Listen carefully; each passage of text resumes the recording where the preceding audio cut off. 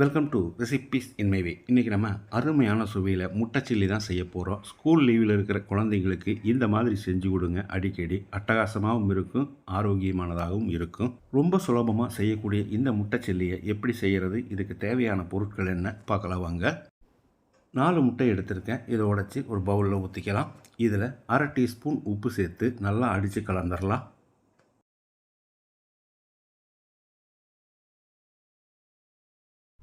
பேனில் ஒரு 2 டீஸ்பூன் எண்ணெய் ஊற்றிக்கலாம். நம்ம அடித்து கலந்து வச்சுருக்கிற முட்டையை இதில் ஊற்றிடலாம். ஊற்றின பிறகு ஒரு 10 செகண்ட் வேகட்டும். அதுக்கப்புறம் இந்த மாதிரி தள்ளி விடுங்க.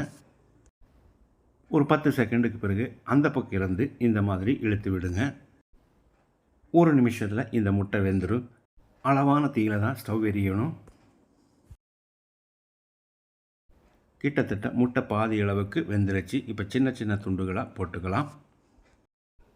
அதே சமயம் ரொம்ப பொடியாகவும் இருக்கக்கூடாது, இந்த அளவுக்கு தான் இருக்கணும். கட் பண்ணி விட்ட பிறகு இந்த மாதிரி 2 பிரட்டி இதை எடுத்துடலாம்.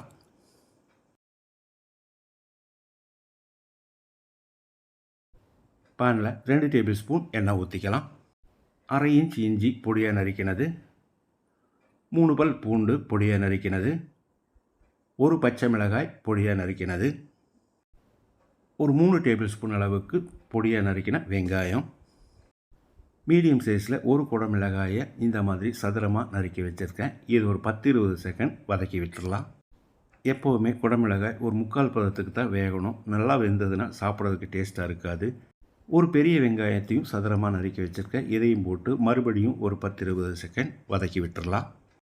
வெங்காயம் கண்ணாடி பதத்துக்கு வதங்கினா மட்டும் போதும். இப்போ இதில் 1 டீஸ்பூன் சிக்கன் மசாலாவை போட்டுக்கலாம். இது கடையில் வாங்கினது தான்.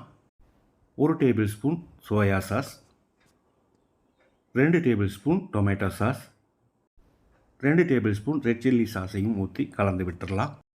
ரெட் சில்லி சாஸ் இல்லைன்னா டொமேட்டோ சாஸ் இன்னும் கொஞ்சம் அதிகப்படுத்திட்டு ஒரு 1/4 டீஸ்பூன் மிளகாய்த்தூள் சேர்த்து கலந்து விட்டுருங்க. இப்போ ஸ்டவ்வில் தீயை குறைச்சி வச்சு முட்டையை சேர்த்துடலாம். முட்டையில் மசாலா பிடிக்கிற மாதிரி இந்த பக்கம் ஒரு பிரட்டு, அந்த பக்கம் ஒரு பிரட்டு, 1 நிமிஷம் பிரட்டி விட்டால் போதும். நம்மளோட முட்டை சில்லி ரெடி ஆயிரும். அருமையான சுவையில் குழந்தைங்களுக்கு பிடிச்ச மாதிரி நான் செஞ்சுருக்கிற இந்த முட்டை சில்லியை இதே மாதிரி இதே அளவுகளோடு நீங்கள் செய்து பாருங்கள். இந்த வீடியோ பிடிச்சிருந்தால் லைக் பண்ணுங்கள், கமெண்ட் பண்ணுங்கள், ஷேர் பண்ணுங்கள். சப்ஸ்கிரைப் பண்ணாதவங்க சப்ஸ்கிரைப் பண்ணுங்கள். மறக்காமல் பெல் பட்டனை கிளிக் பண்ணுங்கள்.